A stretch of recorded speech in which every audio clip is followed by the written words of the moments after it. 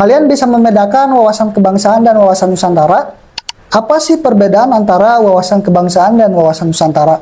Nah, di video ini kita akan membahas istilah-istilah yang berkaitan dengan wawasan kebangsaan.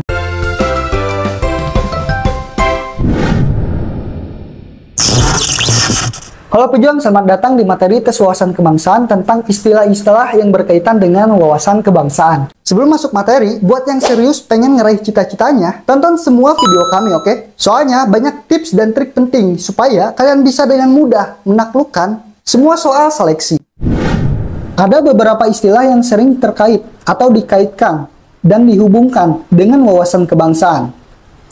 Istilah-istilah tersebut diantaranya wawasan Nusantara, geopolitik, dan ketahanan nasional. Oke, kita akan pelajari satu persatu kaitan istilah tersebut dengan wawasan kebangsaan.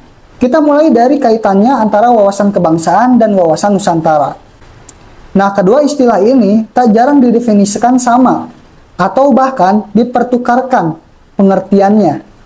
Padahal nih, walaupun keduanya memiliki persamaan, tapi ada juga perbedaannya.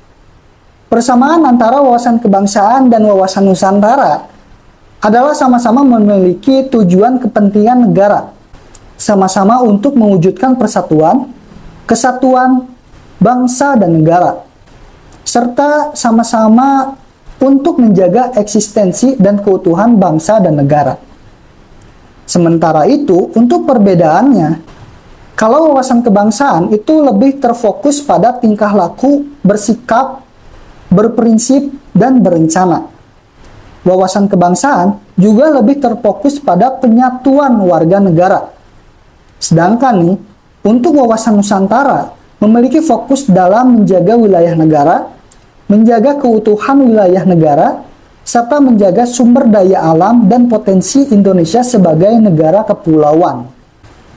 Dari perbedaan ini, kita bisa simpulkan bahwa fokus dari wawasan kebangsaan adalah tingkah laku warga negara dalam menjaga persatuan. Sedangkan wawasan Nusantara terfokus pada menjaga wilayah keutuhan negara kesatuan.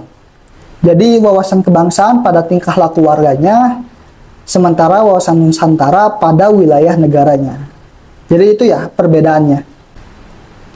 Berikutnya kita lihat hubungan antara wawasan kebangsaan atau wawasan Nusantara dengan geopolitik.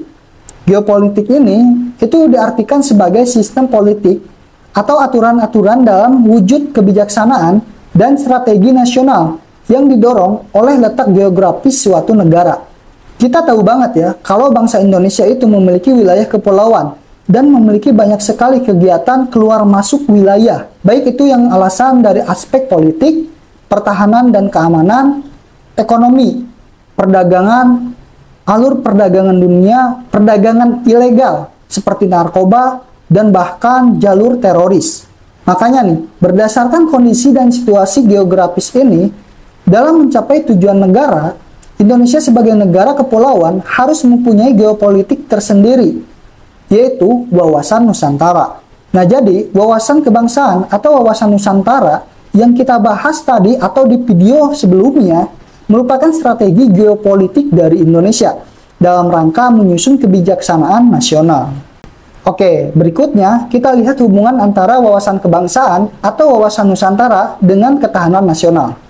Istilah antara ketahanan nasional dan wawasan kebangsaan atau wawasan Nusantara memiliki hubungan di mana wawasan Nusantara dan ketahanan nasional memiliki keterkaitan satu sama lain.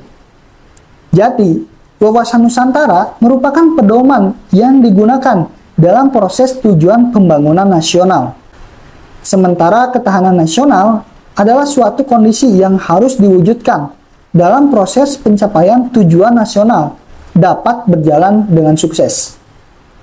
Kesimpulannya bahwa wawasan Nusantara memberikan arah dan pedoman dalam proses pembangunan nasional.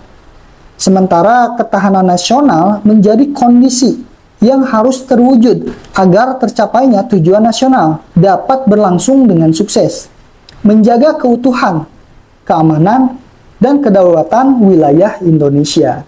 Oke, jadi itu ya istilah-istilah yang berkaitan dengan wawasan kebangsaan. Kalian harus membedakan satu sama lainnya. Sebelumnya, untuk para pejuang ekstra, kalian bisa berlangganan di channel kami untuk mendapatkan konten eksklusif lainnya seperti latihan soal intensif, bahas soal lebih dalam, rangkuman, latihan soal, diskusi grup, soal harian, dan masih banyak lagi. Semuanya bisa kalian dapatkan dengan berlangganan.